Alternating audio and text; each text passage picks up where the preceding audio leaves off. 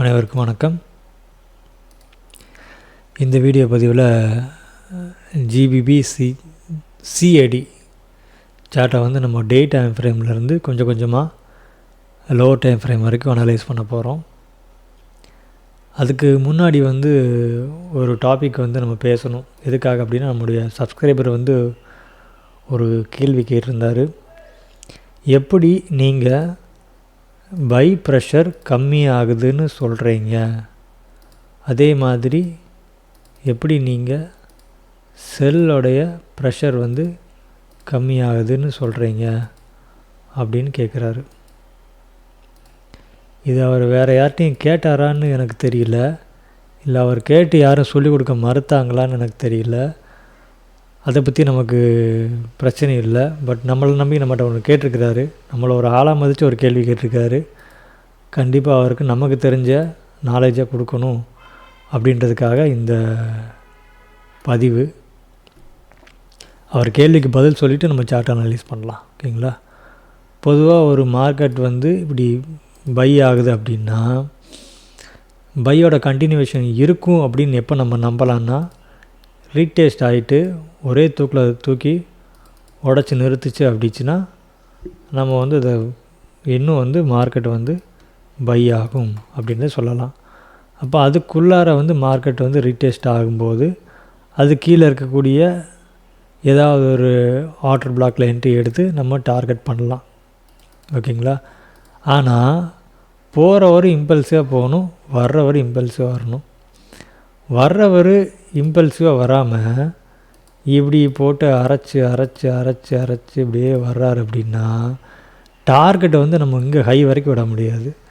எங்கேருந்து இம்பல்சிவாக நம்ம கிடச்சிருக்கோ அது வரையும் தொடரும். உதாரணத்துக்கு ப்ரீவியஸாக இவ்வளோ தூரம் இந்த இம்பல்சிவாக இருக்குன்னா இங்கே தான் டார்கெட் பண்ண முடியும். ரிஸ்க் ரிவார்டுங்கிறது கம்மியாகும். ஓகேங்களா? இது நான் உங்களுக்கு அடிஷ்னலாக சொல்கிறது. இப்போ அவர் கேட்டதை நம்ம கண்டினியூ பண்ணுவோம். அப்போது பை ப்ரெஷர் எப்படி கம்மி ஆகுதுன்னு ரொம்ப அக்யூரேட்டாக கணிக்கிறது அப்படின்னா, ஒன்றும் இல்லை, இப்படி வந்துடுறேன். இப்படி அடித்து இப்படி போயிட்டு இப்படி போச்சு, இம்பல்சிவாக போச்சுன்னா பை ஸ்ட்ராங்குன்னு நம்ம கணிக்கிறோம் இல்லையா? இப்போ பை வீக் அப்படின்றத கணிக்கிறது அப்படின்னா, இப்படி ஒரு ஹை இருக்கும், அந்த ஹையை இம்பல்சிவ் உடைக்காமல் உள்ளே வந்துட்டு இப்படி ஒரு ரீடெஸ்ட் வச்சு இப்படியே கோணல் மணலாக போகுதே. ஓகே, இப்படி அரைச்சி இப்படி போகுது அப்படின்னா பை வந்து ஸ்ட்ராங்காக இல்லை, அது வீக் ஆகுது. இதுக்கும் டிஃப்ரென்ஸ் தெரியுதா? அப்போது இந்த மூமெண்ட் வந்து ஸ்ட்ராங்காக மேலே புஷ் பண்ணதுக்கு ட்ரை பண்ணும். இந்த மூமெண்ட் வந்து எந்த நேரமும் இப்படி ஒரு இழுத்து இங்கே எடுத்து கீழே ஓடியாந்துடும். ஓகேங்களா? இப்படி தான் பையோட ப்ரெஷர் வந்து கூடுது குறையுதுங்கிறத கணிக்குது. சேம் தான் செல்லுக்கும்.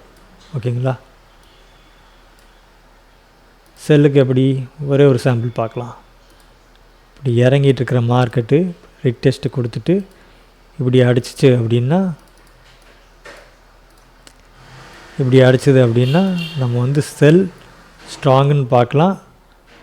அப்புறம் ரீடெஸ்ட்டில் நம்ம வந்து என்ட்ரியை வந்து நம்ம போகலாம் இல்லையா? ஒரு நிமிஷம், தப்பாயிடுச்சு. இப்படி போகலாம். ரொம்ப ரோலிங் ஆகுதா? ஓகே, இங்கே உள்ள நம்ம ரீடெஸ்ட் ஆகும்போது உள்ள ஏதாவது ஒரு ஆர்டர் பிளாக்கில் என்ட்ரியை தட்டி விட்டுட்டு இங்கே கீழே டார்கெட் பண்ணிக்கலாம். சேம் தான். இந்த மாதிரி மூமெண்ட் இருந்துச்சு அப்படின்னா செல்லு கண்டினியூஷன் சொல்லலாம். பட் அந்த மாதிரி இல்லாமல் இப்படி உள்ளவா ஒரு செல் மூமெண்ட்டுக்கு அப்புறம் இப்படி ரீடெஸ்ட் ஆகிட்டு இம்பல்ஸை உடைக்காமல் இப்படி கொடுத்து இப்படி வந்துச்சு அப்படின்னா செல் வந்து பவர் குறையுது அப்படின்றத நம்ம அண்டர்ஸ்டாண்ட் பண்ணிக்கலாம். இது வந்து எனக்கு புரிஞ்ச பாணியில் நான் அண்டர்ஸ்டாண்ட் பண்ண விதத்தை நான் சொல்கிறேன். ஓகேங்களா? ஓகே, இருந்துட்டு போட்டோம். ஒரு சாம்பிள் ஒன்று காட்டுறேன். இப்போது இங்கே பார்த்திங்கன்னா தொடர்ந்து ஒரு ஒரு ஒரு நல்ல ஒரு ஃபுல் ஃபோர்ஸாக பையாக இருக்குது. எப்படின்னா இங்கே இருக்கக்கூடிய லோவில் இருக்கக்கூடிய லிக்விடிட்டியை எடுத்துட்டு இப்படி நல்ல ஒரு பை கொடுத்துட்டு அப்புறம் அதில் ஒரு ரிட்டெஸ்ட்டு, அப்புறம் வந்து ஒரு இம்பல்சிவான பை. அப்போது இந்த மூமெண்ட் வந்து நல்ல ஒரு ரேலி பேஸ் ரேலின்ற மாதிரி ஒரு இழுத்துருச்சு இல்லையா.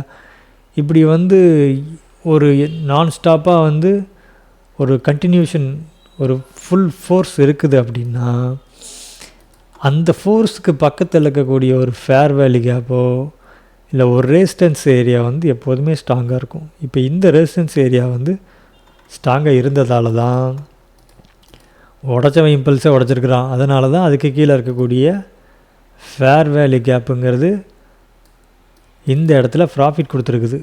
இப்போ இதில் வந்து கை வச்சவங்க ப்ராஃபிட் பண்ணியிருப்பாங்க. எங்கே மேலே டார்கெட்டுக்கு போயிடுச்சு பார்த்திங்களா. சில பேர் பெரிய ட்ரேடர் இங்கே வரைக்கும் ஹோல்ட் பண்ணியிருப்பார், கொஞ்சம் பயப்படுறவர் இங்கே இதில் ஹோல்ட் பண்ணியிருப்பார், நல்லா பயப்படுறவர் இதில் வரைக்கும் ஹோல்ட் பண்ணியிருப்பார். அவங்கவுங்க எவ்வளோ கேபிட்டலோ அதை பொறுத்து அவங்கவுங்க அனுபவத்தை பொறுத்து அவங்க வந்து ஒரு ஆர்டரை வந்து ஹோல்ட் பண்ணுவாங்க இல்லையா. ஓகே, அப்போ இந்த மூமெண்ட்டுக்கு தான் இந்த மூமெண்ட்டில் கிடச்ச ஃபேர் வேலி கேப் ஸ்ட்ராங்கானது ஒரு பாயிண்ட்டு, அதுக்குள்ளே கிடச்ச சேஞ்ச் ஆஃப் கேரக்டரும் ஸ்ட்ராங்கானது பாயிண்ட்டால் இது டார்கெட் போயிருக்குது. அப்போ இது வந்து பை கண்டினியூஷன் நடந்திருக்குது. அதே மாதிரியான ஒரு மூமெண்ட் இங்கே பார்த்தீங்க அப்படின்னா இப்படி இறங்கி வந்த மார்க்கெட்டு இல்லையா, மார்க்கெட் இறங்கி வந்திருக்குது. அப்போ இங்கே உடைக்கிறதுக்கு ட்ரை பண்ணுது. பையோட கண்டினியூஷன் ஆகணும் பார்த்திங்கன்னா இந்த கையை உடந்து இம்பல்ஸை உடைக்கணும் இல்லையா. பட் உடச்சிருக்கா ஃபஸ்ட்டு இவர் தான் கிளம்பியிருக்காரு இங்கேருந்து.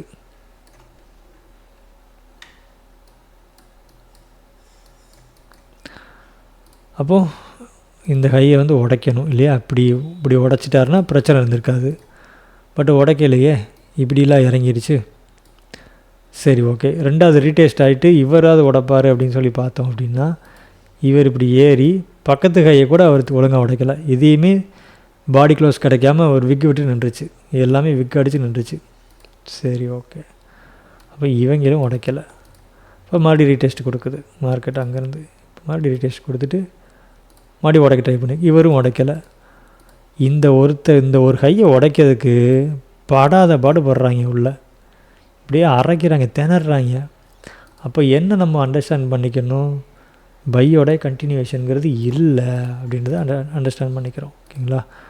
அப்போது ஓவராலாக என்ன ஆகுது, கொஞ்சம் டைம் எடுத்து ஸ்வீப்பெல்லாம் அடித்து முடித்து என்ன ஆகுது, ஒரு பிஓஎஸ்க்கு நடக்குது. ஆனால் வந்து இம்பல்சிவானது இல்லை, அரைச்சரைச்சி நடக்குது ஓகேங்களா.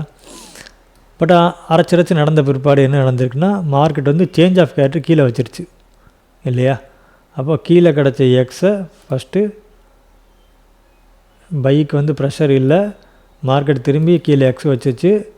அதுக்கப்புறம் மேஜராக சேஞ்ச் ஆஃப் கேரக்டர் வச்சிருச்சு இல்லையா. அப்போ நம்ம பார்த்தோம்ல இம்பல்சிவாக பார்த்தோம்ல, அங்கே இம்பல்சிவாக நடந்துச்சு, ஃபேர் வேலி கேப்புக்கு ரியாக்ஷன் கொடுத்து மேலே போய் டார்கெட் அடிச்சிச்சு. அப்போ அதே மாதிரியான இம்பல்சிவாக அங்கே ஒரு கரெக்ஷன் கொடுத்து வந்ததை இம்பல்சிவாக வைக்க முடியாமல் உள்ளே திணறினதுனால பையோட ப்ரெஷர் கம்மிங்கிறத நம்ம அண்டர்ஸ்டாண்ட் பண்ணிக்கிறோம். ஸோ நம்ம வெயிட் பண்ணுறோம். என்ன ஆகுது, டேயில் ஒரு சாக்கு வந்து எக்ஸு சாக்கு வச்சு இப்போ கரெக்ஷன் கொடுத்து நின்றுருக்குது. எதுக்கு இப்போ கரெக்ஷன் கொடுத்துட்ருக்குது, இங்கே வந்து ஒரு ஃபேர் வேலி கேப் அப்படிங்கிறது இருக்குது.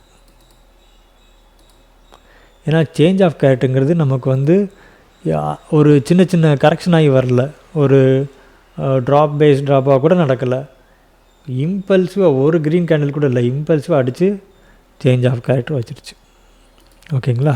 இப்போ சிஹெச் நடந்துடுச்சு, எக்ஸ் ஓகே. இது நம்ம பிஓஎஸ் கணக்கில் நம்ம கொண்டு வரலாம், அதெல்லாம் கொண்டு வரணும். இது வந்து மேஜர் இங்கே தான் இருக்குது, மைனர் ஆகிருக்குது.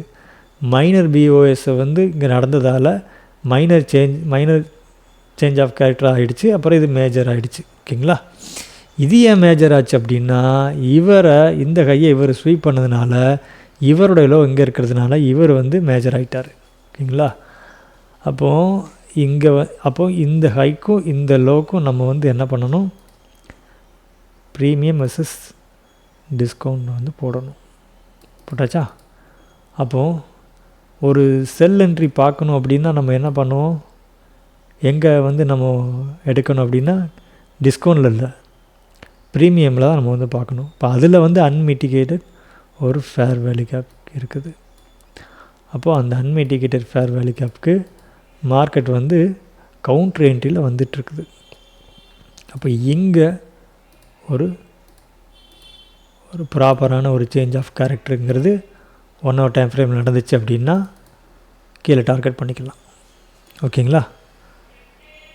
அப்போது இந்த கவுண்டர் என்ட்ரி இருக்கு இல்லையா, அப்போ மேலே இந்த ஃபேர் வேல்யூ கேப்புக்கு நெருங்கிறதுக்கான தூரம் இருக்குது இல்லையா, அப்போது அதை இங்கேருந்து நம்ம என்ட்ரி போட்டு இங்கே வரைக்கும் இதையே வேஸ்ட் பண்ணுவானே அப்படின்னு சொன்னோம் அப்படின்னா டேரெக்டாக டே டைம் ஃப்ரேம் நம்ம பார்க்க முடியாது. நம்ம அதுக்கு கீழே இருக்கக்கூடிய லோ டைம் ஃப்ரேம் செக் பண்ணிவிட்டு தான் நம்ம என்ட்ரிக்குள்ளே போக முடியும். ஏன்னா டே டைம் ஃப்ரேமில் டேரெக்டாக பார்க்கும்போது எஸ்எல் ஜாஸ்தியாக இருக்கும், எங்கே என்ட்ரி ப்ளேஸ் பண்ணுறது எஸ்எல் ப்ளேஸ் பண்ணுறது தெரியாது. ஸோ நம்ம இங்கே இருந்து 4Hக்கு மாறிக்கலாம். 4Hயில் பார்த்தோன்னா ஒன்றுமே புரியல, கச்சன்னு ஒரு மாதிரி அலம்பலாக இருக்குது இல்லையா. இப்போ டேரெக்டாக 4 hourல அனலைஸ் பண்ணியிருந்தால் ஒன்றுமே தெரிஞ்சிருக்காது. டேயில் பார்த்ததால தான் ஒரு மேஜர் சேஞ்ச் ஆஃப் கேரக்டர் கிடச்சிருக்குது, அதுக்குள்ளே இருக்கிற கரெக்ஷன் தான்ன்றது நம்ம புரிஞ்சுக்கிறோம். அப்போது இதெல்லாம் பார்க்காம டேரெக்டாக 30 minutesலேயே 1 hourலேயே போனால் சுத்தமாக புரியாது. அப்போ அதுக்குள்ளே கிடச்ச ஒரு சேஞ்ச் ஆஃப் கேரக்டரில் கையை வச்சா என்னத்துக்காகும்? ஹையர் டைம் ஃப்ரேம் அனலைஸ் பண்ணாமல் லோ டைம் ஃப்ரேமில் டேரெக்டாக செக் பண்ணால் எஸ்எல் தான் விடும். ஓகே, இப்போ இந்த 4 hourல நிறைய பேர் தெரியாமல் போட்டிருந்தால் எஸ்எல் வாங்கியிருப்பாங்க. இப்போ இங்கே ஒரு நல்ல ஒரு கரெக்ஷன் நடந்திருக்குது இல்லையா. இங்கே ஒரு கரெக்ஷன் நடந்து மார்க்கெட் மேலே ஃபுல்லாக இருக்குது. அதாவது ஃபைனல் ரிசல்ட் என்னென்னா இந்த ஃபேர் வேல்யூ கேப்புக்கு போய் ஆகணும், இதுதான் பாயிண்ட்டு. ஆனால் அதுக்கு கேப் இங்கே போகும்னு கணிச்சவங்க என்ட்ரி போடுறதுக்கு ட்ரை பண்ணுவாங்க இல்லையா, அவங்கள என்ட்ரியே போட விடாமல் படாத பாடு படுத்திக்கிட்டு இருக்குது மார்க்கெட்டு. உதாரணத்துக்கு இங்கே ஒரு ஃபேர் வேல்யூ கேப்புங்கிறது ஒன்று இருந்திருக்குது. இந்த கேப்பில்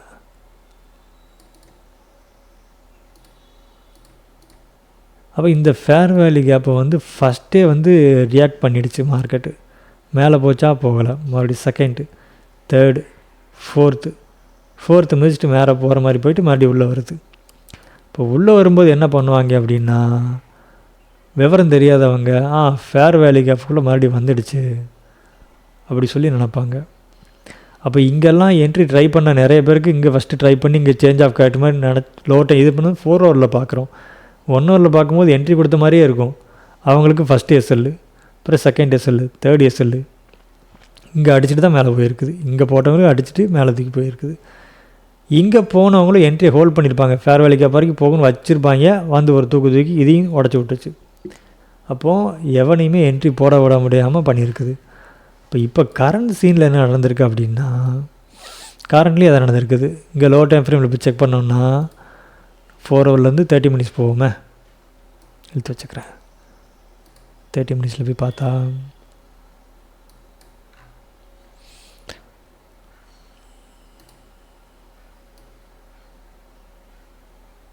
ஏற்கனவே ரியாக்ஷனான ஒரு ஃபேர் வேல்யூ கேப் ஸோனுக்குள்ளே, அதாவது மைனராக ஒரு எக்ஸ் ஃபார்ம் ஆகிடுச்சு, இம்பல்சிவாக ஃபார்ம் ஆகிருக்குது. கீழே பார்த்திங்கன்னா ஒரு பிஓஎஸ்ஸு, அதுக்கப்புறம் ஸ்வீப்பு, இது எல்லாமே நடந்துடுச்சு. அப்போது இது வெள்ளிக்கெல்லாம் முடிஞ்சதுனால இதில் டிஸ்கவுண்ட் ஏரியாலாம் போட்டு செக் பண்ணி பார்த்துட்டு இங்கே என்ட்ரிக்காக வெயிட் பண்ணிகிட்டு இருந்திருப்பாங்க. சில பேர் என்ட்ரி கூட போட்டிருக்கலாம், இங்கே ரியாக்ஷன் ஆகிடுச்சு, இந்த ரெசிஸ்டன்ஸில் வச்சு மேலே போகும்போதுன்னு போட்டிருக்கலாம். ஆனால் திங்கக்கெல்லாம் மார்க்கெட் ஓப்பன் ஆகும்போது கீழே ஓப்பன் ஆகிடுச்சு. இங்கே ஓப்பன் ஆகாமல் கீழே ஓப்பன் ஆகி போட்டோன்னு அப்புறம் பயம் காட்டிட்டு இப்போ மேலே போய் நின்றுட்டுருக்குது. இப்போ மறுபடியும் எஸ்எல் விழுந்திருக்கும். அப்போது இப்படியெல்லாம் இருந்துச்சு அப்படின்னா இப்படி நம்ம அனலைஸ் பண்ணால் நம்ம பயந்துருவோம். ட்ரேடில் வந்து நம்மளால் நிற்க முடியாது. அப்போது எப்போதுமே டே டைம் ஃப்ரேம் வந்து செக் பண்ணிவிட்டு வந்தால் தான் நமக்கு தெரியும் இல்லையா? இப்போ நம்ம இங்கேருந்து 4 ஹவரில் பார்க்கலாம். அப்போ நல்லா ஓரளவுக்கு ட்ரேடு தெரிஞ்சவங்க ஃபேர் வேல்யூ கேப் பற்றி அண்டர்ஸ்டாண்ட் பண்ணவங்க என்ன பண்ணுவாங்கன்னா இந்த ஃபேர் வேல்யூ கேப்பை யூஸ் பண்ணியிருக்கே மாட்டாங்க. ஏன்னா ஏற்கனவே ஒரு தடவை இந்த கேண்டில் இதை டச் பண்ணாலுமே இது வந்து இதோட பவர் வந்து குறைஞ்சிரும். ஆனால் 1 2 3 4 5 வாட்டி உள்ளே வந்திருக்குது. அப்போ இதுக்கு ஒன்றுமே இல்லாமல் போயிடுச்சு. இப்போ இந்த மாதிரி இடத்துல நம்ம கை வைக்கக்கூடாது. ஓகேங்களா? என்ட்ரி கவுண்டர் என்ட்ரி போகிறதுங்கிறது ஒரு ஆர்ட்டு. அதை வந்து ரசித்து பண்ணணும். அப்போது வெயிட் பண்ணால் பின்னால் வந்து ரெசிஸ்டன்ஸ் ஏரியா இருக்குது. 1 2 ஒரு ஃபேர் வேல்யூ கேப் 3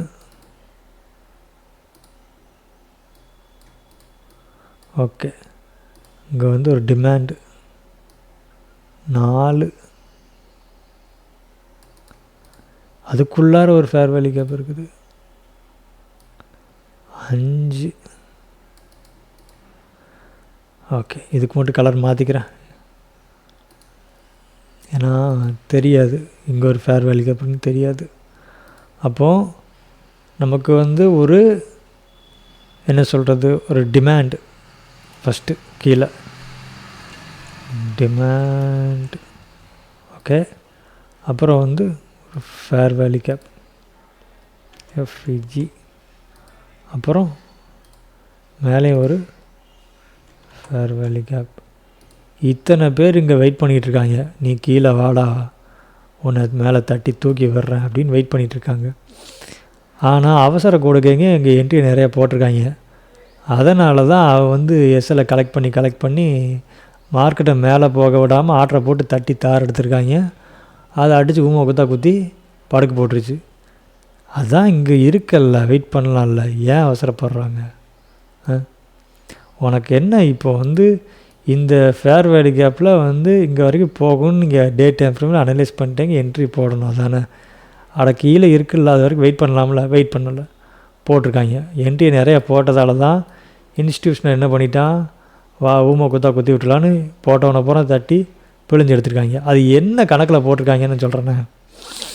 இப்படி இம்பல்ஸாக பையாச்சா இந்த பிரேக் அவுட் குரூப்லாம் உள்ளே பூந்து என்ன பண்ணிட்டாங்கன்னா இந்த கையை வந்து கனெக்ட் பண்ணியிருப்பாங்க. இதை கனெக்ட் பண்ணி மாப்பிள்ளை பிரேக் அவுட் ஆகிடுச்சு போடுறா என்ட்ரின்னு சொல்லி போட்டிருப்பாங்க. அது விட்டுருக்க மாட்டாங்க. மறுபடியும் 2வது பிரேக் அவுட் 3rd பிரேக் அப்படின்னு சொல்லி ஏதாவது அறையில் போட்டு அப்படியே வாங்கியிருப்பாங்க. அதனால் இந்த கரெக்ஷன் நடந்திருக்கு. நிறைய என்ட்ரி பிளேஸ் ஆனதாக அந்த கரெக்ஷன் நடந்திருக்குது. வேறு ஒன்றும் இல்லை, தேவையில்லாமல் நடக்கலை. சரி ஓகே. இப்போ வந்து வெயிட் பண்ணுங்கள். வெயிட் பண்ணிங்கன்னா இப்படி மெதுவாக உள்ளே வருது இல்லையா, இந்த ஃபேர் வேல்யூ கேப்லையோ அது இதை உடச்சி போட்டு அது கீழேயோ அதையும் உடச்சி போட்டு அது கீழேயோ போனாலும் பரவாயில்ல. அங்கே ப்ராப்பர் சேஞ்ச் ஆஃப் கேரக்டர் வச்சிருச்சுன்னா கன்ஃபார்ம் பண்ணிக்கலாம். அப்புறம் ரீடெஸ்ட் ஆச்சா என்ட்ரியை போட்டுக்கலாம். அப்புறம் எங்கேருந்து இம்பல்ஸ் வந்துச்சோ அது வரைக்கும் டார்கெட் பண்ணிக்கலாம். அப்பவும் சொல்கிறேன், ஃபேர் வேல்யூ கேப் வரைக்கும் டார்கெட் வச்சிடாதீங்க. மறுபடியும் ஊமை குத்தி விட்றோம். எவ்வளோ தூரம் வைக்கணுன்றதுமே நமக்கு தெரியணும் இல்லையா? ஓகே. இதுதான் இப்போதைக்கு இந்த ஜிபிபி சிஏடி கனடியன் டாலர் உடைய நிலவரம். ஓகேங்களா? 4 ஹவரில் நீங்கள் வந்து ஒரு கவுண்டர் என்ட்ரி நீங்கள் ட்ரை பண்ணணுன்னா இதுக்காக நீங்கள் வெயிட் பண்ணலாம். ஆனால் நான் சொன்னேன்னு தட்டிடக்கூடாது. ப்ராப்பர் சேஞ்ச் ஆஃப் கேரக்டரில் கிடைக்கக்கூடிய ஆர்டர் பிளாக்கில் தான் கை வைக்கணும். 4 ஹவரில் அனலைஸ் பண்ணுறதுனால நீங்கள் 30 மினிட்ஸ் 15 மினிட்ஸில் வந்து சேஞ்ச் ஆஃப் கேரக்டர் செக் பண்ணிக்கலாம். ஓகேங்களா? அது ஒரு பாயிண்ட்டு. சரி ஓகே சார், இது இங்கே வரல சார், என்ன சார் பண்ணலாம் அப்படின்னு கேட்டிங்கன்னா, வராட்டியும் பிரச்சனை இல்லை. மேலே போயிடுச்சா வெயிட் பண்ணுங்கள், இப்படி வச்சு தான் போகும். அப்புறம் சேஞ்ச் ஆஃப் கேரக்டர் ட்ரை பண்ணிவிட்டு அதில் ஆர்டர் பிளாக் பிடிச்சி கீழே ஓடியாந்துடலாம். எங்கே வந்தாலும் நமக்கு என்ட்ரி இருக்குங்க, அதை பற்றிலாம் ஒன்றும் கவலைப்பட வேண்டாம். கீழே வந்தாலும் என்ட்ரி போடலாம், மேலே வந்தாலும் என்ட்ரி போடலாம். பட் எங்கே போடணும் எப்போ போடணும் நமக்கு தெரியணும். ஓகேங்களா? இப்போ இந்த பதிவில் நம்ம என்னெல்லாம் பார்த்தோம்னா, ஒரு செல் ப்ரெஷர் வந்து எப்படி குறையுதுங்கிறத நம்ம இப்படி கண்டுபிடிக்கிறோம், அதே மாதிரி ஒரு பையோட ப்ரெஷர் எப்படி குறையுதுன்றதை கண்டுபிடிச்சி அதில் கிடைக்கக்கூடிய சேஞ்ச் ஆஃப் கேரக்டர் எப்படி பார்க்குறத நம்ம சொல்லியிருக்கிறோம். அதாவது வந்து இதை வந்து மார்க்கெட்டை ஜஸ்ட் அனலைஸ் பண்ணுறதை தாண்டி கேள்விக்கு பதில் சொல்லியிருக்கிறோம் இல்லையா. அப்புறம் ஆர்டர் பிளாக் நம்ம இப்போ எடுத்து கொடுத்துருக்குறோம். ஓகே, வேறு என்ன பார்த்தோம்? அப்புறம் டே டைம் ஃப்ரேம் அனலைஸ் பண்ணோம் இல்லையா. டேயில் வந்து மார்க்கெட் ஸ்ட்ரக்சரையும் நம்ம அனலைஸ் பண்ணியிருக்கிறோம். ஓவரால் எல்லா விஷயத்தையுமே இந்த சார்ட்டில் நம்ம வந்து கவர் பண்ணியிருக்கிறோம். ஏற்கனவே ஒரு வாரம் வீடியோ போடாத காரணம் உங்களுக்கே தெரியும், பொங்கல். அதனால் மற்ற சில வேலைகளில் நம்ம வந்து பிஸி ஆகிட்டோம். அதுபோக இன்றைக்கி கொஞ்சம் ஃப்ரீயாக, இன்றைக்கி திங்கக்கிழமை ஒன்றும் எந்த மார்க்கெட்டுமே வந்து ஒரு ஃபுல் ஃபோர்ஸாக இல்லை. ஈவினிங் மேலே தான் நம்ம சிஸ்டமில் உட்கார்ற பிளானு. ஸோ அப்போது சிஸ்டமில் உட்காந்து நைட்டு வீடியோ போட முடியாது, அதனால தான் இப்போயே அதை ரெடி பண்ணிடலான்ட்டு அதை போட்டோம். ஓகே, தொடர்ந்து ஃபாலோ பண்ணுங்கள். இவ்வளோ நேரம் வீடியோ பார்த்ததுக்கு நன்றி. வணக்கம்.